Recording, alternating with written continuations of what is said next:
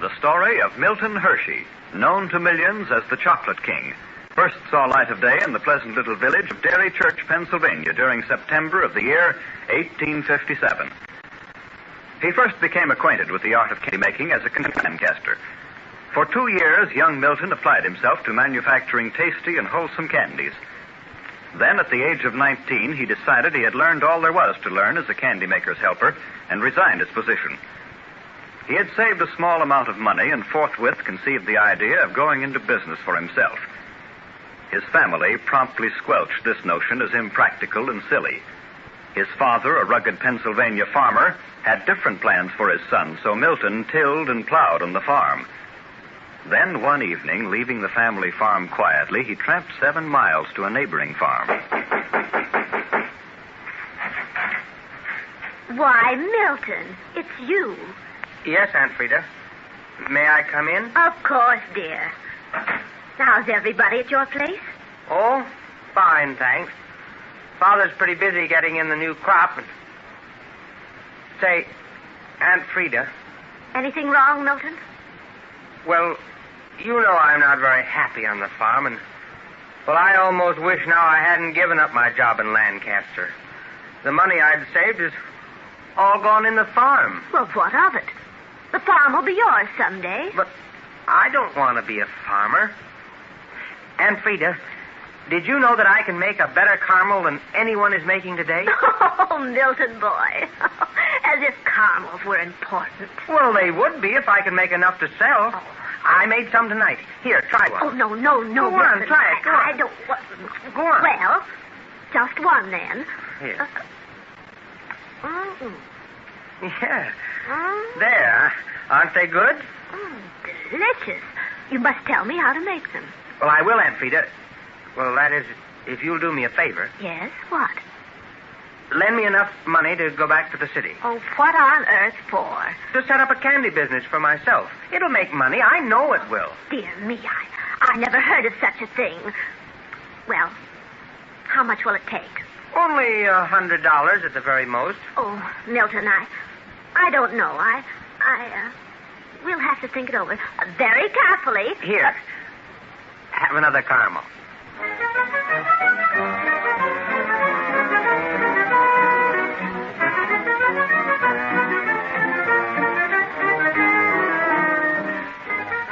It could have been the deliciousness of the sweetmeats that persuaded Aunt Frida finally to lend young Milton enough capital to venture forth on his new enterprise. At any rate, she did have faith in the boy. We next meet Milton some months later in Philadelphia, where he rented a room which he turned into a kitchen. He invested quite a few dollars in flavorings, kettles, and pots, and set himself up as a candy manufacturer. With the remainder of his money, he acquired an old spavined horse and a huge, cumbersome 5-wheeled wagon. Over the cobblestone streets he rode, selling his wares. Fresh, delicious candy. Fresh, delicious candy. Oh, boy. Whoa, Nellie. We have a customer. Good afternoon, ma'am. What kind of candy have you got? Oh, all kinds. Peppermints, caramels, chocolates, and they're all nice and fresh, too. Well, who makes them? I do. Well, they can't be very good. Oh, yes, they are. Here, try a sample of, whatever you like. Well, I'll try one of these. Well, that's not bad. Well, how much is it for a bag of these? 5 cents.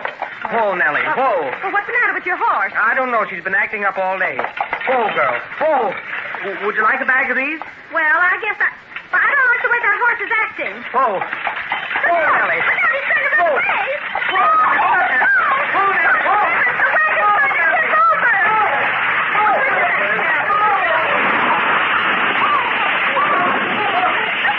You see that?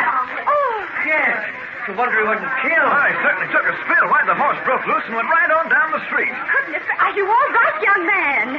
Well, I think so. Dear me, just look at that. Your candy all over the street. Yes. Quite a mess, isn't it? Oh, here, I saved your bag of candy if you still want it.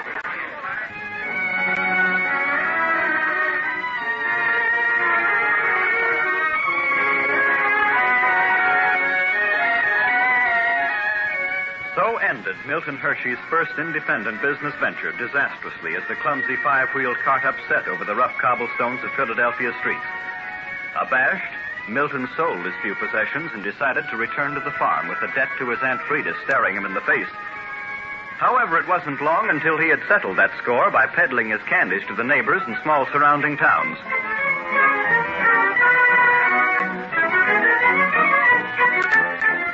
A few years later, Milton set up in business again, this time in Lancaster.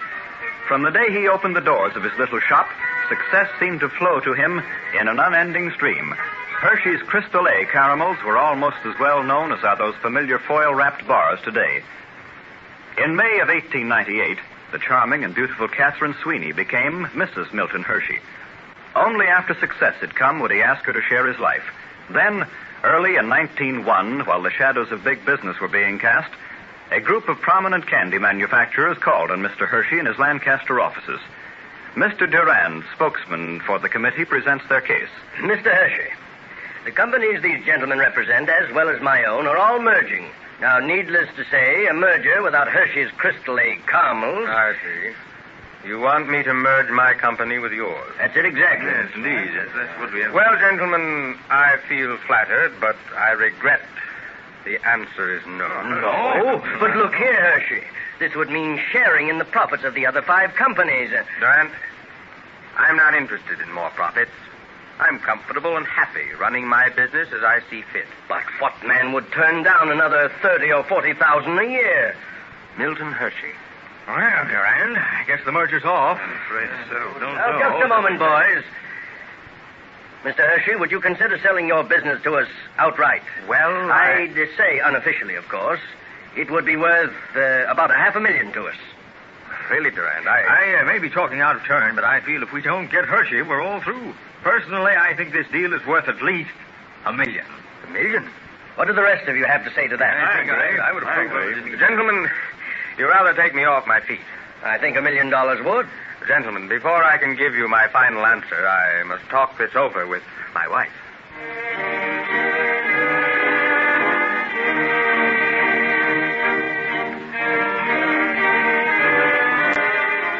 Catherine Hershey approved, and so Milton Hershey retired. With $1 million to his credit, they set forth on what was to be a 2 years' journey to every corner of the globe. A few weeks later, they were in a luxurious hotel in Mexico City. Sitting alone on the balcony of their suite, they were listening to an orchestra playing in the patio below. Well, Milton, how do you like Mexico now? Well, not half so well as Lancaster County, my dear. Oh, really? Catherine, I've been doing a lot of thinking since we left home. You know, when a man gets wealthy, he either gets very selfish or his money worries him. Now that I've made our money, I have no desire to make more.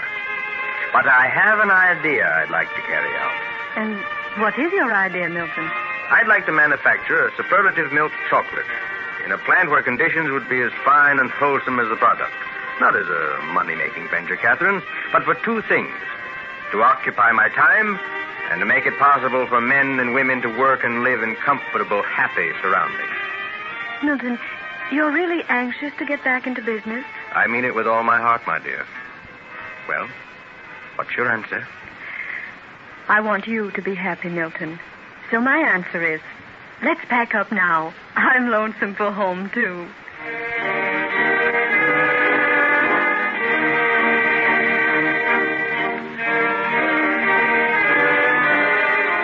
Returning home, Milton Hershey decided to build his chocolate plant on the same ground where as a boy he had gone to school. However, he was not content to build just a factory. He built a model factory, spotless and gleaming, with recreation, rest, and dining rooms for his workers and small, neat homes which they could rent at a nominal cost. Thus started the now famous town of Hershey, Pennsylvania. And then Hershey plunged into great philanthropies. Schools, libraries, community buildings, but in particular, additional attention to a boys' industrial school he had founded.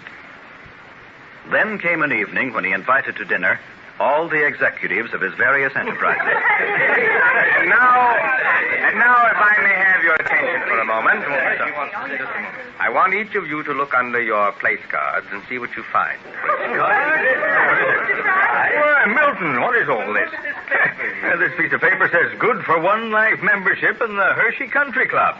Well, where is this club? Well, Lou, the club happens to be this very house. This house? Oh, thanks. What do you mean? You're going to give us this house for a country club? Exactly. Since Mrs. Hershey's passing, I don't need a home anymore. But where are you going to live? Yeah, that's the question. Oh, I'm a member, too. I shall take a 3-room suite and live here.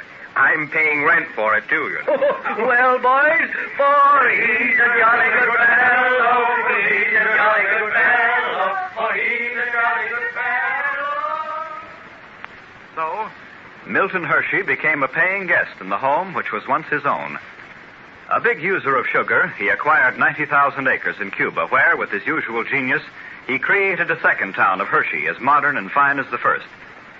It is noteworthy to relate that Mr. Hershey was among the first of America's many great industrialists to give back much of his company to the men who worked for him, making them stockholders.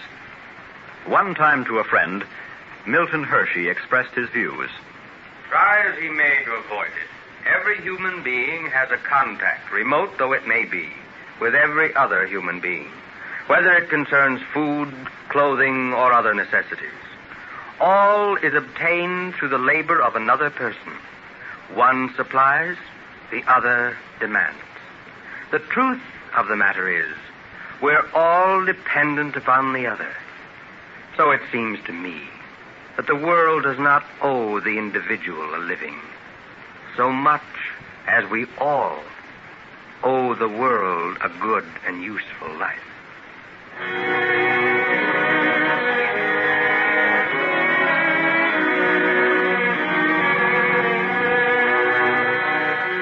And in these words, he expressed his panacea for living, one which he practiced constantly and one which made him an outstanding example to his fellow men.